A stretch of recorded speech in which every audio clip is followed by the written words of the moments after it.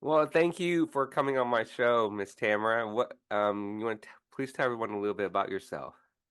Sure. I spent close to 2 decades working in live show production. I kind of worked my way up to producer and executive producer. I worked on the road all over the United States and out of the country sometimes as well, like places like Brazil and the UK.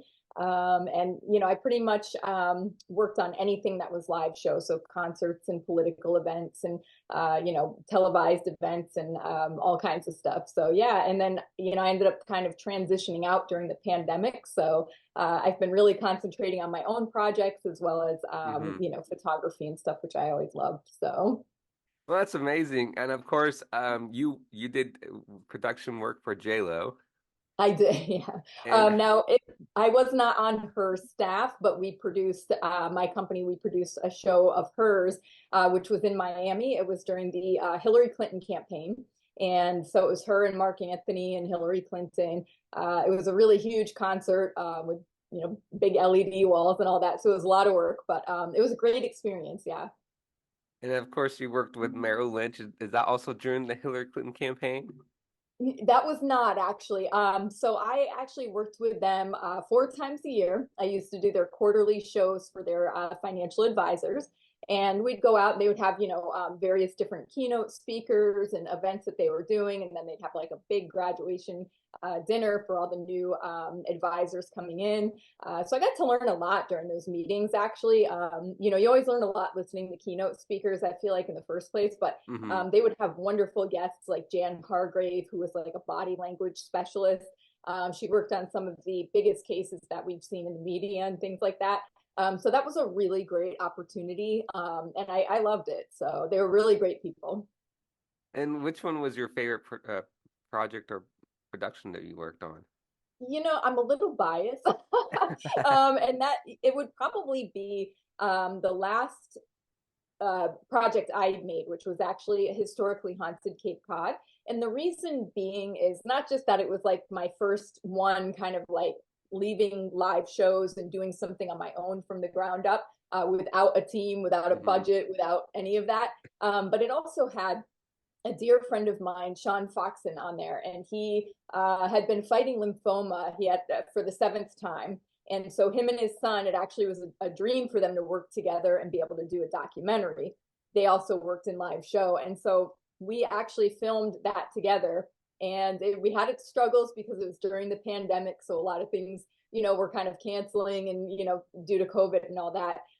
But the really nice thing is we actually wrapped up the production, and they had that experience about a month before he passed away. So it was kind of more special to me, I think, because of that. And I also had a couple other dear friends on the project, as well as my sister, which we've never gotten to work together before in that capacity. So it was really great.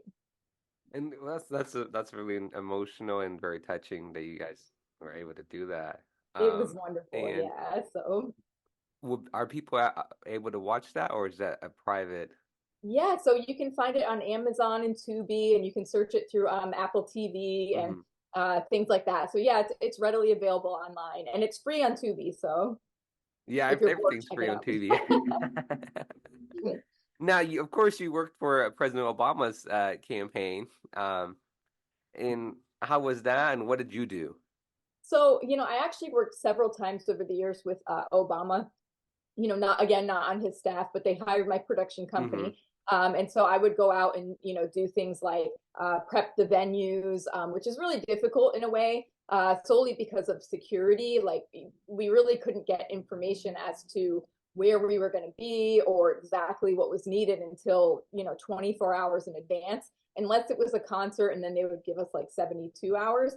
So it was a lot of pressure to get that stuff done. My team was amazing. They worked so hard, tirelessly. Hmm. But again, it was a great experience. I mean, how Hmm. many Hmm. times do you get to work with a president of the United States and listen to them speak? And Barack Obama was always, to me, somebody who just listening to him speak, he's so intelligent. He has such a way with words. So I really enjoyed that, and getting to learn about just his stage presence in itself was amazing to watch. So And as well, we also got to work with various other artists, Stevie Wonder, and some just opportunities I never would have had otherwise. So Yeah, it's amazing all the artist people that you met that you got to work yeah, I with. mean, it's been I've been really lucky, honestly. Hmm. I mean, my focus is more on the work than, interacting with the people, just because, that's a really important aspect to me of making sure that everything goes off as planned and hopefully better. Live show can be tough like that, but it has been a really amazing experience to get to work with a lot of these people, solely because there's so much talent, there's so much knowledge. Right. I really I'm grateful for it. So And it is, and it's even though it's like you said, meeting the person, what the talent, all the people, and he listened to people's speech and all that. But back to President Obama, his speech is powerful, it's good, and it's amazing, and incredibly, yeah. um, are you going to work on any other future political campaign? Or are you just done right now? Are you just So are you like, yeah, I don't have any plans to immediately, honestly. It's kind of weird when when the pandemic hit. It was the first time in so many years that I had not been on the road and like going from airplane to airplane, and I worked very, very long days. That was the hard part about it, is constant travel. And then, there's times we would be putting in 18 hours a day. And so having the break from that, it kind of, I liked it in a way. I mean, I loved what I did for a living. And I absolutely am grateful for my job. But after, close to 2 decades of that, it is tiring. I ran a production company. I owned half of it. And I really just started focusing on doing things that I enjoyed, which hmm is how historically haunted Cape Cod came about to be. And I started, playing around with my camera again, which I hadn't had time to do in quite some time. So yeah, It's yeah, you want to just, I guess, in your opinion, it's just relaxing moment for you. And yeah, I've been really enjoying it. I mean, it's hmm a huge change, quite honestly, but it's giving me the opportunity to be creative again, which is something that in live show, well, it has so many amazing things. hmm Being a producer, I didn't really get to be creative. You know what I mean? It was really right. just like business mostly. So So do you say the pandemic changed your views for I think so. Yeah. Honestly, I think before the pandemic, I was just kind of like, go, go, go, go, go. And then having that time to stop and actually spend some time with people in my life who I hadn't really gotten to spend that sort of time with in so many years, my siblings and my grandmother who passed away last summer. And, I was really grateful for that time. And I hmm realized that getting to, see my nieces and nephews, some of them already have grown up, and some of them are still growing up, so getting to go to like their birthday parties and do all these things with family again and friends, that I just did not get to do for years. hmm It kind of really changed me in a way right. that I realized I liked having that time, so That's what a lot of people say about the pandemic, even though it's a sad time too. But absolutely, a yeah, lot of people are saying it's a good time to spend time with family and everything. yeah. How did your family were I don't want to say jealous, but they must have been so happy that you were working with all these people, especially the President of the United States and Hillary Yeah. Clinton. So, Yes, it was tough on them in a lot of ways just because I moved away for like 18 years. And so I was living, basically about 1,200 miles from them, and between work and travel and being at a distance, I really didn't get to see them very often. And I would, maybe swing in for a day or two, and mhm. have to fly right out.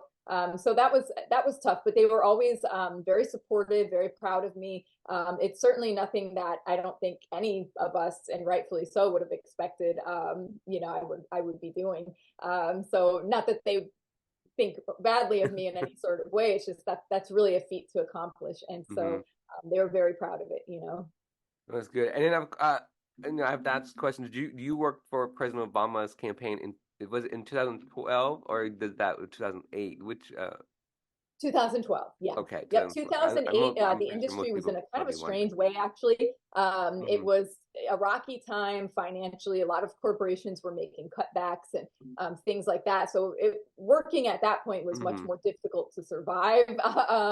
So yeah, but I did also get to work with him. It was not through my production company at the time, but I worked on him with him a couple of times on a show called APEC, which is the American Israel Alliance. And so that was my first experience getting to come aboard and find out what it was like to work with a president. So That's amazing. And you mean yeah. on board Air Force One? What's that? Did you say on board Air Force One or just traveling or Oh no, just traveling, just okay, traveling. I sorry. wish, yeah. So, but no, yeah, just traveling. That's amazing. Now your documentary. Let's talk about your documentary. What can you tell everyone about your documentary? Sure. So I grew up in Massachusetts, and I found myself, I was living on Cape Cod during the pandemic. And Cape Cod is a really like kind of an interesting place. It has so much rich history, a lot of folklore, and various things that have gone on there. And I just thought, it's got so many interesting stories to tell. So why not do that? I couldn't really go anywhere; everything was shut down, and so yeah, it just kind of came about to be that way. And it's funny because the project morphed into a little bit of a different plan that I had set out to do. Hmm. But again, we really did lose a lot of locations and interviews just due to the pandemic, but we still did, I think a good job with it considering, and we had a great time, which was the most important part. It sort of kicked things in a whole nother direction, I think, for everybody, honestly. Hmm. So, And what can you tell the audience? What do you mean by like folklore in the Boston area? so Cape Cod is kind of, it's one of these places where, like many years ago, people would come and sort of misfits from all over, and they would party, and all kinds of strange things Hmm. happen. There's ghost tales and murder mysteries and all sorts of things. And so it was really interesting to kind of talk about some of that. There is in Provincetown a house called the Lancey Mansion, and that was known to have sort of a well-to-do family living in there, but they were kind of like not normal. So like when the mother passed away, she was kept in the house for weeks until people started kind of freaking out in the area, and her son would like take care of her as though she was alive. Like, Really? so it's really crazy stories like that. Oh So wow, that's yeah, interesting. yeah, That's it is an interesting. interesting place for sure. And yeah, and it's not many people know the history of like stories of Boston. Like Yeah. I, Well, and Boston is a whole nother thing in general too. While it is a close ferry ride, it's kind of interesting. They have sort of very different histories to them.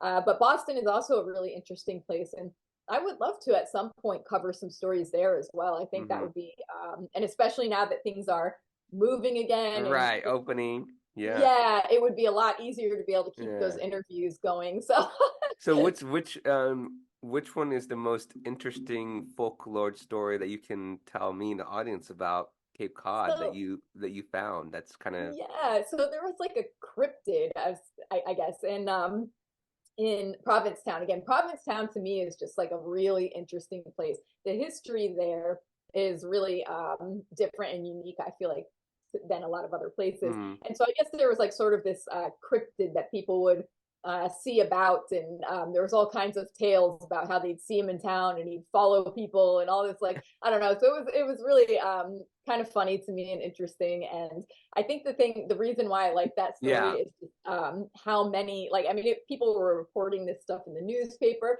So it was really interesting to see, because most of the time, if somebody were to talk about things like that, it's kind of like, but it was like just being reported on, like, so very interesting, different. About paranormal. Yeah, that's part of it too. Although, one of the things I found interesting is we covered the Lady of the Dunes, which was actually a real murder, and they did solve it right before the release of Historically Haunted Cape Cod, Hmm. but for like 30 years it had gone unsolved. And so it was really interesting. We had a guest, Sam Baltrusis, and he came on, and he tried to sort of make contact with uh, you know hopefully her spirit and that kind of thing. And it was very interesting to see. And he knew a lot about the case. He's actually someone who is great to talk to about those stories in general. Hmm. He was our main guest. So I'll kind of leave it, let people watch it and see. Yeah, let the Yeah. audience watch it.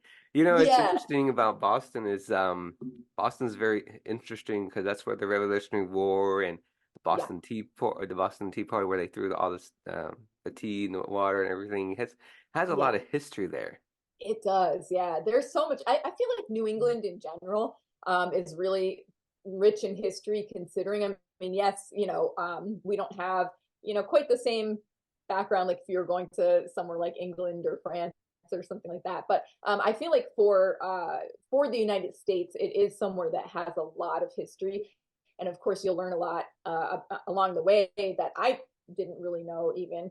And, history and just again, kind of, I guess, mixed in with like folklore and tales. Hmm. And Hmm. sometimes you have to wonder what parts are true and what aren't. So, And that's very true, and it's interesting folklores and all that paranormal and all that stuff. That's history yeah. about Boston. So what other upcoming projects do you have in mind? So, I've really been kind of toying around with some different ideas. I haven't landed on anything in particular. I know many people were kind of tossing some things around, so I haven't really come out with anything, Hmm. solid yet. But I really also have been concentrating a lot, again, on photography as well, and I think that will strengthen my projects in the future.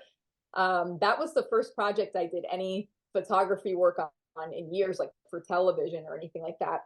And so I think that that's a good thing too, is kind of honing in some of my creative abilities and skills and getting, better for next time around.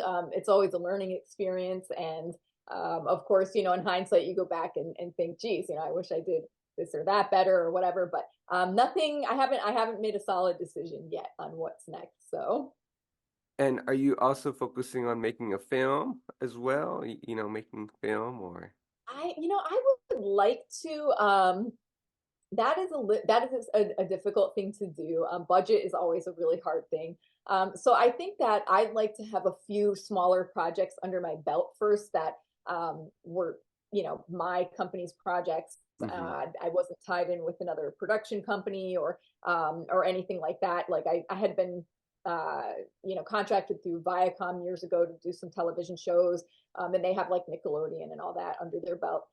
So kind of doing that on my own and proving Hmm. to potential investors that I can do it on my own. I don't have to have the backing, and I think that's important before I try to do something like a feature film on my own. So Well, that's good. That's good. Where do my next question is, where do you see yourself in 5 years? so funny. That's always been kind of a funny question to me. I sort of have most of my life sort of just gone, picked myself up and just gone with the wind sort of thing. And I try not to really, besides just continuing to work on personal and professional development and things like that, I'd like to stay open to various opportunities, and I don't really want to pigeonhole myself in any sort of way. And I think why that works for me is if you look at, say, live show, most people do either corporate and political, or they do concerts, or they do television. And Hmm. I had the opportunity to do it all. And I think it's because I didn't ever set myself in one Your direction to, focus, hey, right? this is where I'm headed. It was like, you know what? Let's try it. Like, so yeah, I'm a little unconventional like that. Right. And by me researching more about you and your history and everything, you've done so much. Like you said, you've worked with so many artists, and of course with Hillary Clinton, President Obama. Um, you know, you- it could be wrong for me to say this. I feel like that you maybe already accomplished everything that you wanted to do. But It's funny. I think I could be wrong for maybe saying in that that. realm, that could absolutely be true. I've had so many wonderful experiences. I mean, I got to listen to Stephen Hawking on a show. I mean, when does that happen, kind of things. So I do feel like in that respect, yeah, I've probably done quite a bit, and I don't feel like I need to push myself there Hmm. any further. but there's always room to learn and grow. It's Right, an right. ever-changing business. Technology is ever changing. Mm-hmm. I mean, what's in today by 2 months from now is already old, kind of Right. thing. And so I really feel like there's always somewhere that I can be, learning and pushing myself and kind of morphing who I am as personally and professionally. And that's true. And by me means saying that you feel like you accomplished, I know you just feel like that you're like you can just sit and relax and just don't feel like you're in a rush and pace and traveling as much now because you're doing your own thing. You can do your own documentary. You're making your own Yes. film, and it's kind of I like your own. absolutely love that, quite honestly. Hmm. There are times where, don't get me wrong, I kind of go, oh, I miss, whatever. But as a whole, I really do feel like it's been good for me to have to slow myself down and stop. Hmm. Because I So think the thing so you you don't miss realize when traveling. you get caught in that, you end up sort of just really on burnout a lot. So even as Hmm. wonderful as it can be and all the great experiences, you sometimes don't get to enjoy them as much because of that level of burnout. You know Right. what I mean? I'm sorry. So you miss traveling, maybe. Well, I don't really miss the travel so much because I didn't really get to like go enjoy it as a vacation. But sometimes I miss some of the experiences on shows, Hmm. just not enough to kind of go back. I'm quite a bit older now, and so it's not the same traveling at my age as it was at 20, 25, that kind of thing. Right, right. It starts to wear you down after a while. Hmm. So Which event that you've done when you were listening to these speakers um, made you with your hair stick up, made you emotional? Which one? gosh, that is so difficult to pinpoint. I can say off the top of my head one that stands out, and you'll have to pardon me, I'm blanking on his last name, but his first name was Kyle, and he came to speak at a Merrill Lynch event.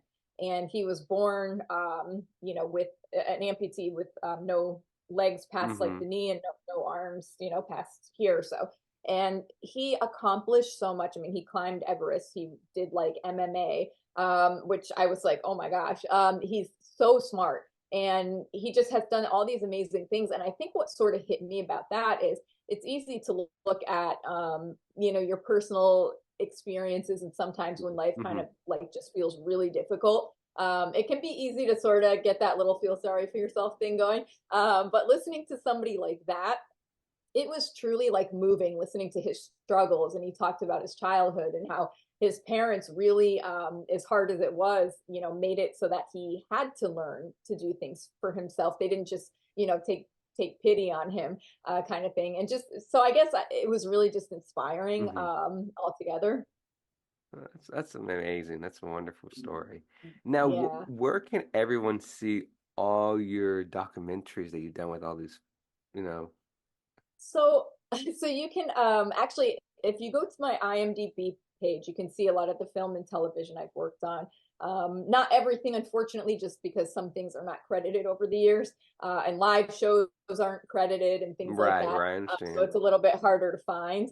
But yeah, as far as like some of the documentaries and some of the indie films and stuff, you can Hmm. always find it there. And of course, anytime people reach out to me, I'm very receptive, especially to people in the industry, to not only help them and kind of, teach them about some things so maybe they avoid some landmines that I hit when I was younger. But also, just so that they can kind of take a look at those things and Right.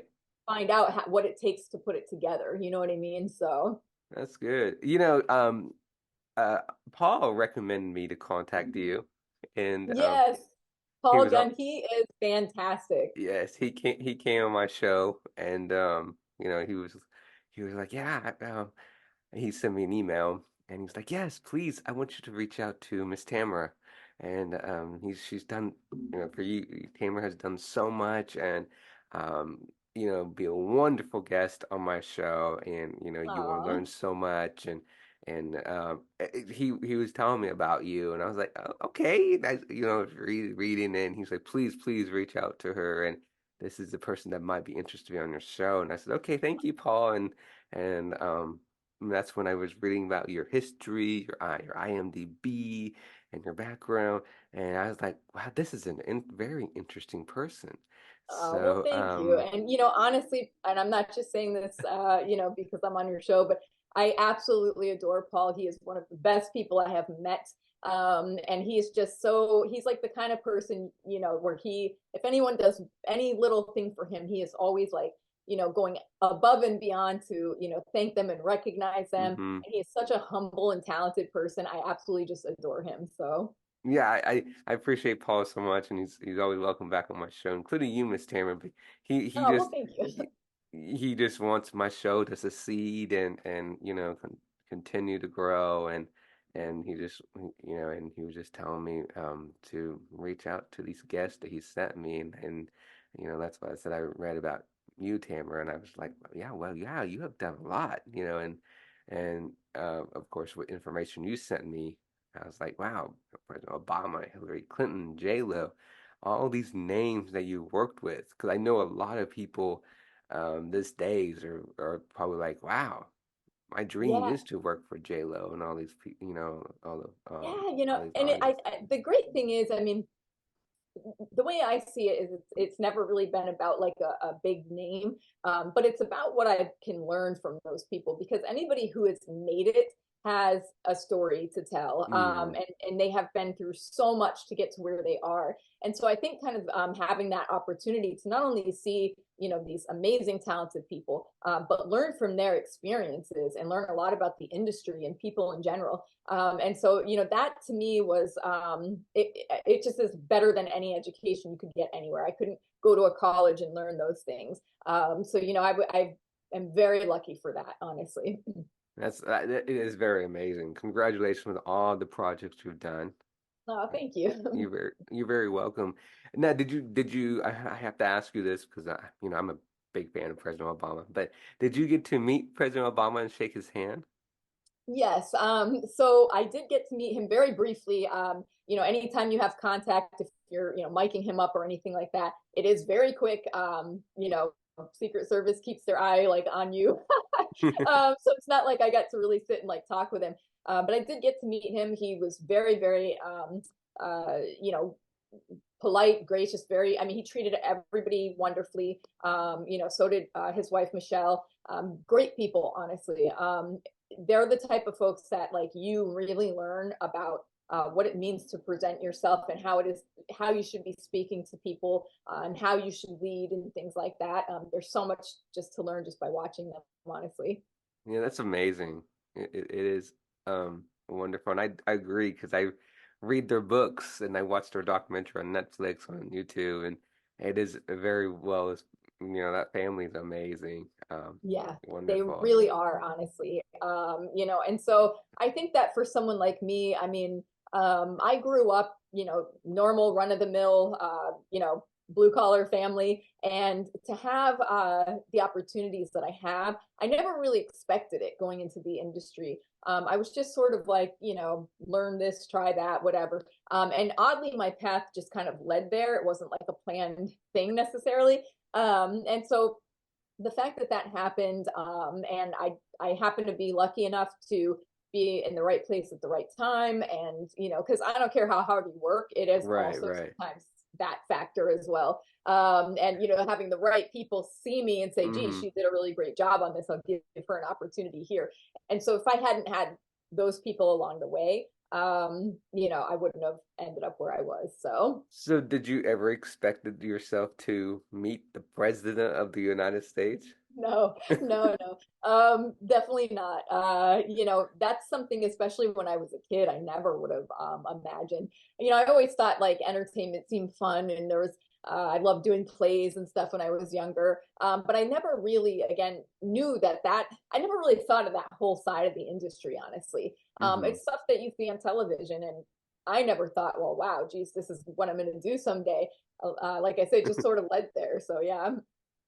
And then, how did your family feel? They're like, "Oh my gosh, you met the President of the United States," or Yeah, no, they've always been really happy for me, really proud of me. Thankfully, though, I come from the type of family where they will tell you, like, oh my gosh, we're so proud of you.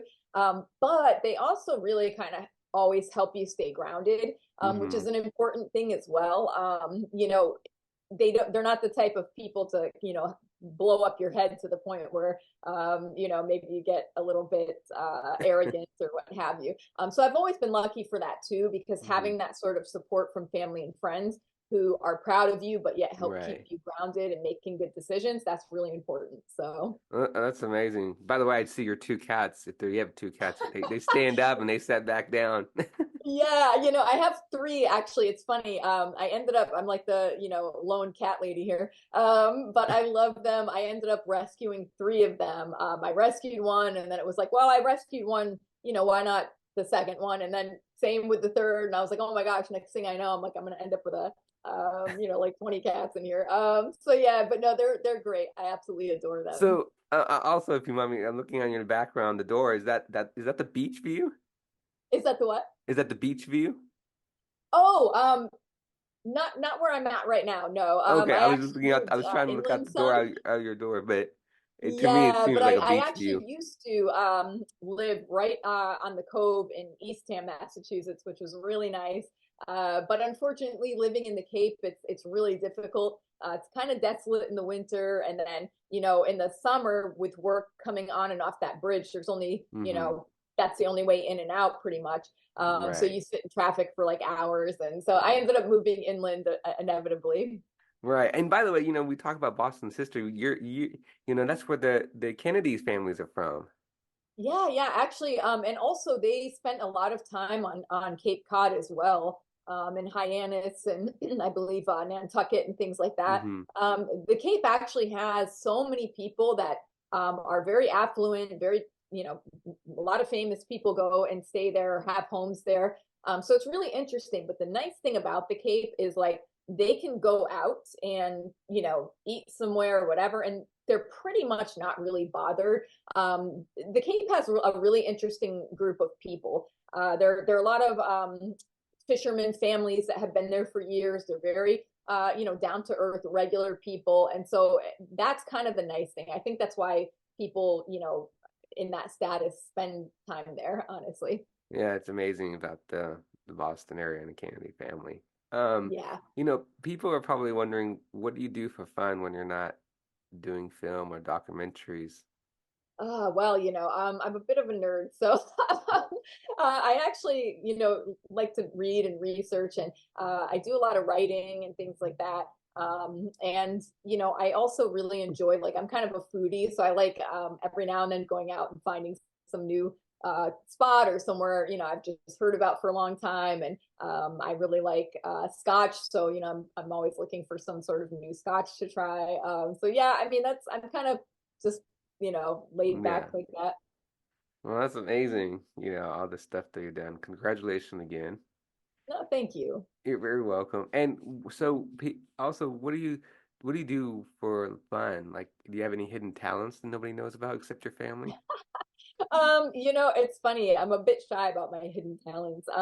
I do sing, but never in front of a crowd or anything like that. Again, writing is kind of something that I always enjoyed, and I've been trying to really get that skill sharp again. Hmm. That's something that I feel like if you're not doing it, you sort of lose it to a degree. You know what I mean? So I've been working on that a lot. And when I was young, I used to do, I was very athletic and things like that, but I'm not going to be, jumping around doing gymnastics now. So, you know, Oh, and are you the only person in your family as a sibling got into the film industry? yes, yeah, actually, my sister, she actually works with kids. She has a really wonderful job, and she is one of the most amazing people I've ever seen with children. So her, helping so many other people's kids and things like that is really amazing. My brother spent a lot of years as a chef and a pastry chef. He's so talented. He got that from my mom and her father. It kind of came down the line. So he'll get you fat in no time. But I'm the only one that went that route. So Wow. They must first thought you were crazy. yeah, I think people years ago when I came into the business, I think it was more concern, like especially on my dad's side, who they did the college thing and going into the Right. military and all. And I did go to college for just a 2 year degree, nothing, major or anything. But I think for them, it was kind of more of a risk, is what they saw it as. It was like, that you probably won't make it in an industry like that. Like it's really difficult, it's competitive, it's Hmm. and they were right. It is very, very difficult to make it in the industry, especially then. Now, you have people who, they can buy gear that they can afford, and there's various ways that people get into the industry now. But Right. at that time, it was very, very difficult. So Hmm. yeah, it took a lot of work. They weren't wrong. So, Oh, that's amazing. Well, thank you again for coming on my show, Tamara. thank you I so much for having me. I really appreciate it. And feel free to reach out anytime. yes, I would love to have you on my show. I learned so much from you. Oh, well, thank you. I wish I could just be there right now in your living room and just talk to you more because you've done so much. Well, You've thank done you. so much as your career wise, right? And the list can go on. The list can go on. Like you said, you worked with Train, you worked with Jane Little, you worked with Steve Wonder, you worked with Merrill Lynch, you worked with Hillary Clinton, with President Obama, you worked with the names that my hair sticks up when I'm saying this because you've done so much. You've done so much, and it's like Thank you. the names goes on and on and on and on. And I know you say it's not about meeting the folks, not meeting the A-list actors or meeting the names, but to me it's also meeting them, but also learning from them because Yeah. anybody who, and I could be wrong, but anybody who wants to be in the film industry, who's a producer or director, they Yeah. always want to meet and work with these names. And so, Yes. like, a lot of people are wondering, I don't want to say they're not jealous, it's not a competition. They're just a lot of people who I'll be watching this interview will be like, wow, I'm learning so much. They're learning because a lot of people are probably wondering, I start this career, I'm young. Should I stop? Should I continue? But your testimony, you're telling them not to stop because you can meet these people and go on and work in political campaigns and do all this and Yeah, it's you're powerful. you're right. And honestly, if I could give any young people some advice coming into the industry, I would say one of the most important things is to get used to rejection and learn how to take it, because you will be rejected a Hmm. number of times. The other thing is it's also about taking responsibility. We all make mistakes and it happens. We're human. Sometimes we're working long hours. And so when sometimes it can feel a little bit harsh during the moment, but when someone is correcting you, or whatever it is, it is really a good thing to take a step back and learn from that. Some of the few times where I had the most embarrassing, just like oh my gosh moments, were the times I really learned and I did not do Hmm. those things again. And the other thing I would say as well is don't be afraid to have to work jobs that you don't think are ideal. I've put in time. I've learned at places like Universal Studios and little tiny theaters and towns that had hardly any budgets. And there was various jobs that I did that did not pay well. I had to work really hard.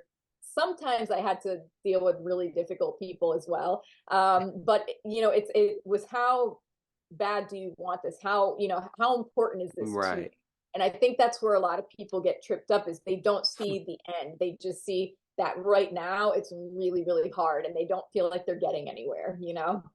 Right. That's true. Wonderful story and wonderful background about you and everything and telling people not to give up on their dreams and their path and just keep going down the road. So thank Yes. you for sharing your story. Yes. Thank you so much for having me. And Yeah, I hopefully would, we'll do it again sometime. yes, I would love to have you back on my show All and talk right. about your next project. Yes, absolutely. Yeah, I'll keep you in the loop. Yeah, please do. I would love to have you back. I love your energy, your stories, and all the projects that like you said you worked on, all the names and the list goes on, like I said. But thank you again for telling your story, your background, and the projects that you've worked on so far. Well, I appreciate it. Thank you so much. And I hope you have a great rest of your Yes, you too. day, And and we'll talk I hope soon. it's not too cold there, but No, no, it's not too bad. It's probably about 60 right now, so I can't oh complain. right. It could be worse. Yeah. And of course your cats, they move, but they're sleeping again. Yeah, that's pretty much, they sleep and they get up and eat, and once in a while they harass each other, and then they're taking a nap again. So, you They know, don't bother you, so you can just relax. they, yeah, rarely here and there, they'll kind of let me know they want something, but cats are pretty, they do their thing. Yeah, So yeah. Different than dogs. yeah, absolutely. So Yeah. you're not a dog person. I actually am a dog person. I had a Shar for years. But after he passed away, I didn't end up getting another dog solely because it was difficult. And at the time, I was really lucky, and I could have my cousin take Hmm. him. She had a big yard. She had a dog he could play with. So if I was had to travel, it wasn't a big deal. But when she ended up having kids and stuff, she couldn't do it anymore. And so for me to get another dog, I didn't want to have to like, put them in a kennel or do things like Hmm. that. You know what I mean? So, Are you thinking about getting another dog? No. not right now. Like I said, I definitely would want to make sure I was, being fair to Right. a dog. They require a lot more time. Yeah. So, Different than cats. yes, yeah, absolutely. That's true. Well, again, thank you for coming on my show. We'll stay in touch, and I would love to have you back. All right. Thank you. Have a good one. Yeah, Bye you bye. too. Bye bye.